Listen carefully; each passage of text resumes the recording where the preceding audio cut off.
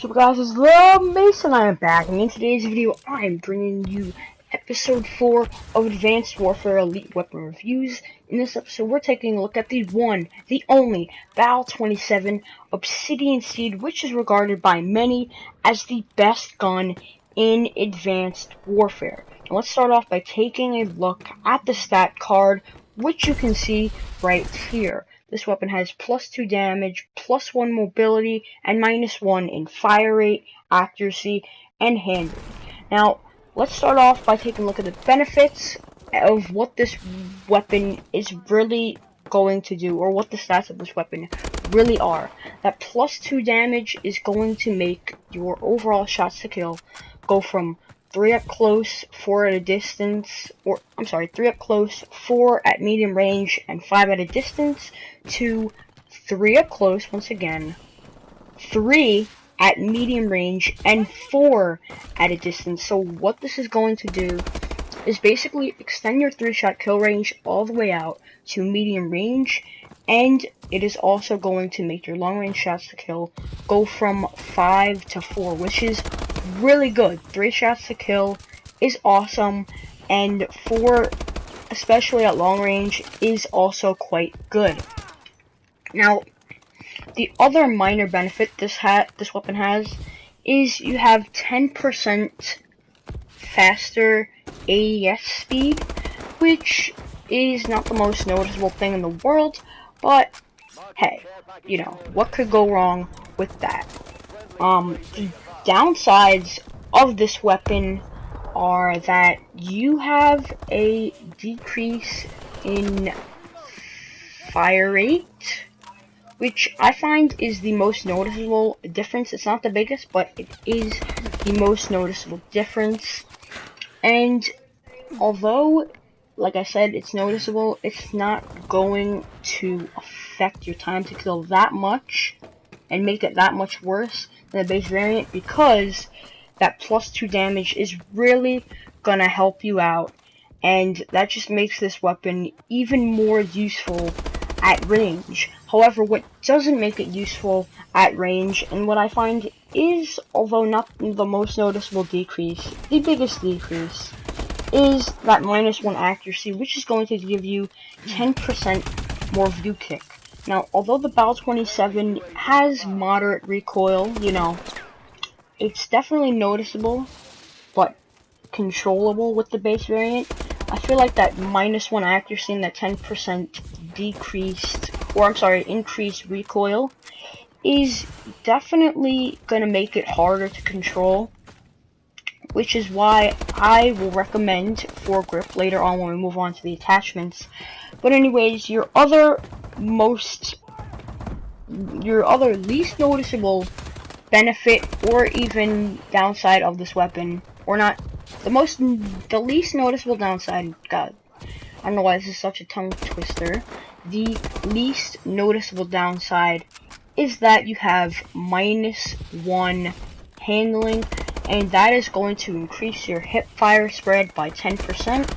And A, this isn't noticeable at all, and B, why would you hip fire with this weapon in the first place? Alright, that +2 damage is really gonna make it more useful at a distance, and also the -1 fire rate just makes it a no-no for close range. Alright, anyway, if you do notice it, all that's telling you is try not to use this weapon as much as you would with the normal base variant at close range. But anyways, guys, that is all for the stats. I mean, the biggest thing about this weapon is the +2 damage, which is why most people regard it as the best gun in the game. And with the downsides, there are some things you can do to help it out, which is a good gateway for me to start talking about the attachment recommendations. So, the number 1 attachment I would recommend is actually the foregrip. Like I said earlier, it's the foregrip. Although it's not the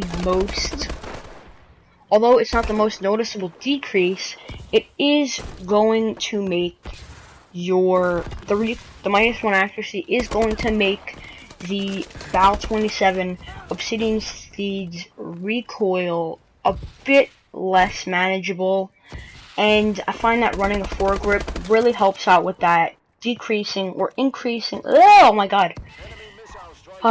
Increases, decreases, all this stuff. Alright. It's going to decrease your view kick and make the weapon more manageable with the recoil, which I find is very useful. Now, the other attachments I would definitely recommend right off the bat are stock and quick draw. Those are the two biggest attachments that I like to run on all assault rifles. Now, with the normal base variant of the Bal-27, I find that it is good to run extended mags. But with this variant, there are 3 reasons why you don't need to run extended mags, or why you shouldn't run extended mags. The first is that you do have a decreased fire rate. Of course, extended mags, one of the things about it is if your weapon has a high fire rate, extended mags is going to help out the weapon a lot, because if you're missing a few shots, then you're really going to lose a lot of ammunition in your magazine because of the high fire rate. But with less fire rate, you're going to be able to land more shots on target because the recoil is going to be more manageable, which is why you don't need to run extended mags as much as you would with the base variant. Another thing is the +2 damage, alright?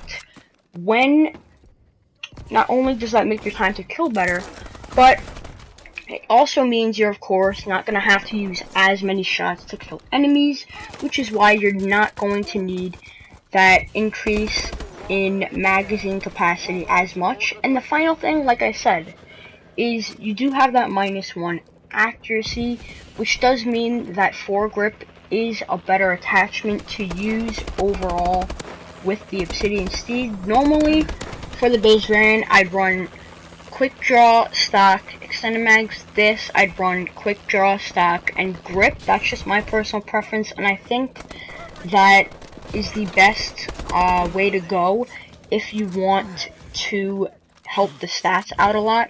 But if you're not comfortable maybe with the iron sights, red dot's also good. Since the weapon has good range, it's also good to use with a silencer.